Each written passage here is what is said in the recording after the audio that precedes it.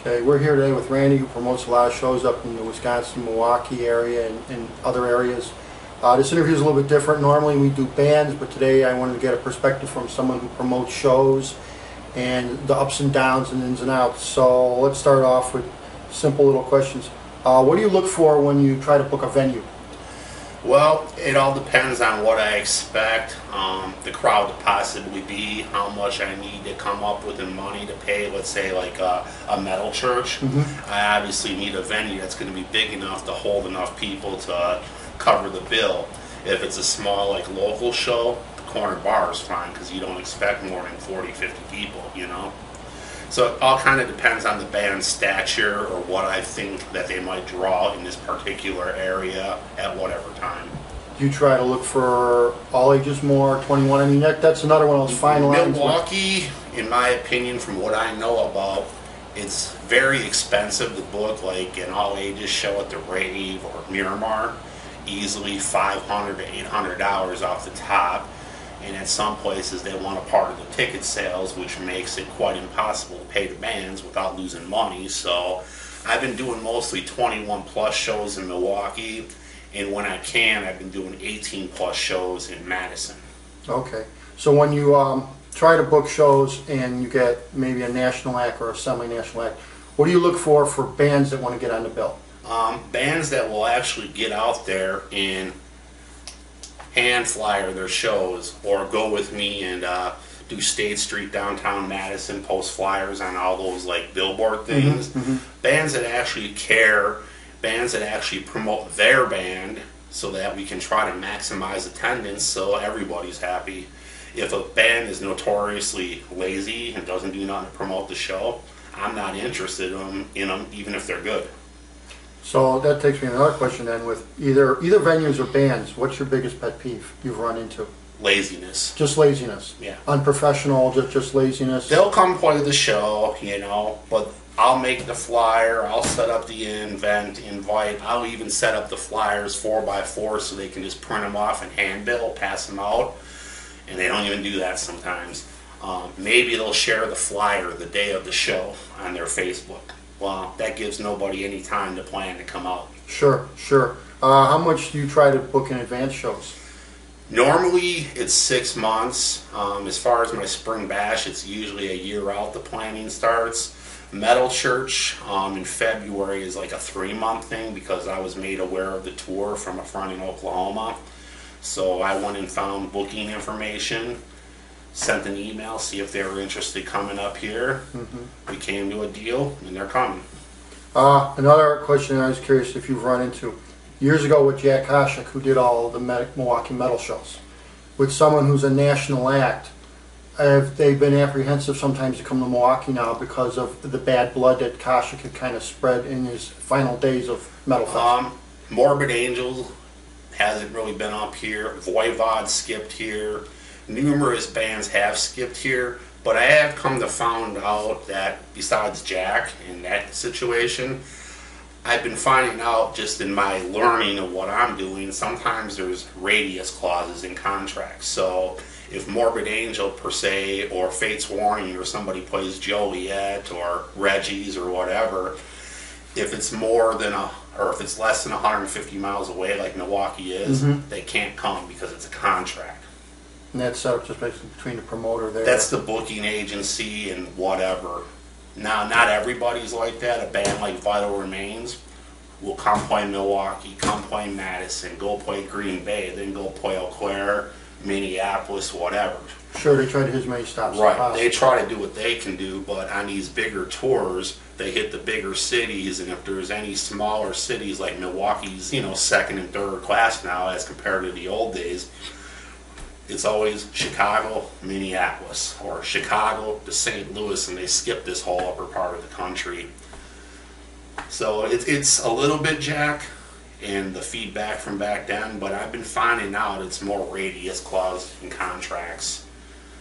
But it still irritates me that I have to drive 150, 200 miles to go see bands I want to see because I can't get in here, you know. Let's go over some of the shows you are promoting here. Hopefully you can pick this up. This first one here is Metal Church, and that's where at? The Metal Grill, February 27th. Pre-sales at the venue. 3 local bands in support. Okay. Let's try the next one. The next one here is Scythe from ex-member Usurper and Wrath. Old Wrath from the 80s. Right.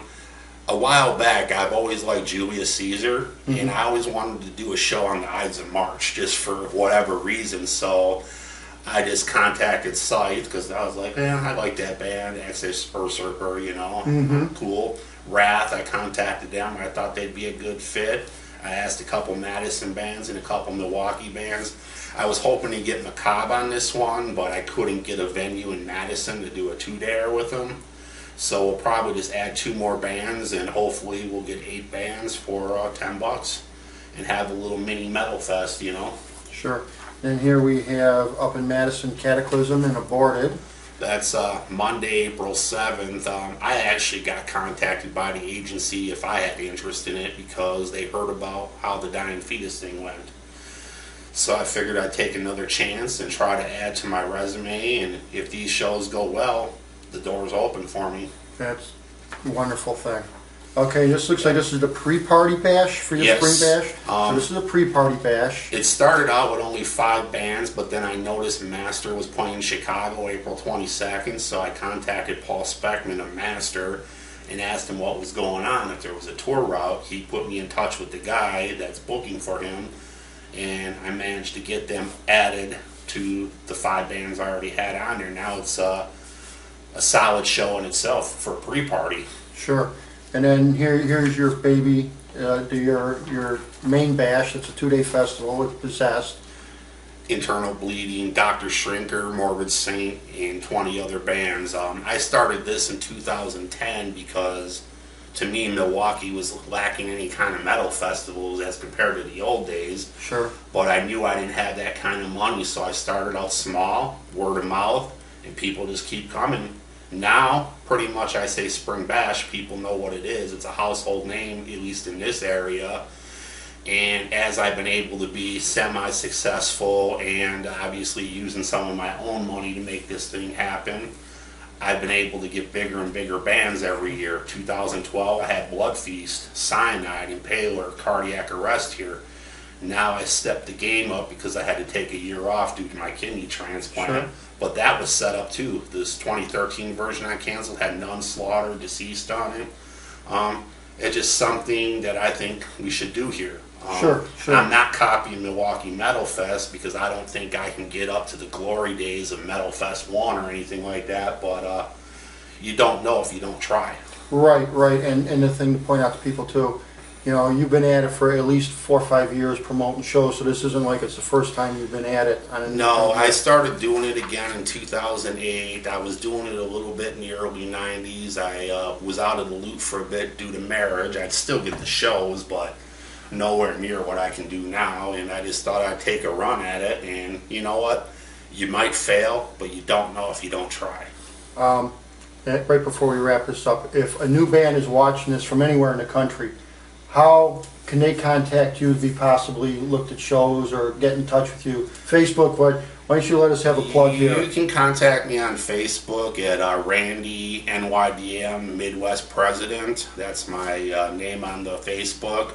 I prefer if somebody sends me a CD or something, sure. So I can check out your band. Reverb Nation and all the other places are okay, but it's just good to have a hard copy of something, and if I'm interested and we can work out a deal, I'll bring you up if it fits. But sometimes I help out friends, sometimes I grab tour packages, sometimes I invite a random band from Texas because I happen to be buddies with them. You want to come up and play? Sure. It all kind of depends on how I'm feeling, which way I want to go. Do I want it more of a thrash thing, black metal, death metal, traditional metal? Sure. Borrowed Time was on this bill, but they had to drop off. But I'm not just one kind of metal. I just like metal in general. Being around 30 plus years and going to shows for 28 years, I get around Maryland, CIM, wherever I can get to. So people kind of know me, and it's all about building trust and keeping things straight. If you can keep your word, good things will happen. Awesome. Well, I thank you, Randy. Thank It's been you, nice Bruce. interviewing you, and hopefully best of wishes on 10 or 11 more metal bashes. Well, the key to this one, and here's my goal. We get this one done, I go for Voivod. Voivod is all-time favorite band, and that would be kind of icing on the cake, you know. But then I have to find a bigger venue. Maybe the city will take notice, like they did in Baltimore. Sure. We don't know. But if you don't try, you don't support, it doesn't happen. There we go. We can leave it on those parting words. You got to support. Any way you can, share a flyer. If you're a band, print out the flyer, pass it out at your shows. Buy a CD, go to the local show, do whatever you can when you can for metal, and we'll still keep going till we're under. Sounds great.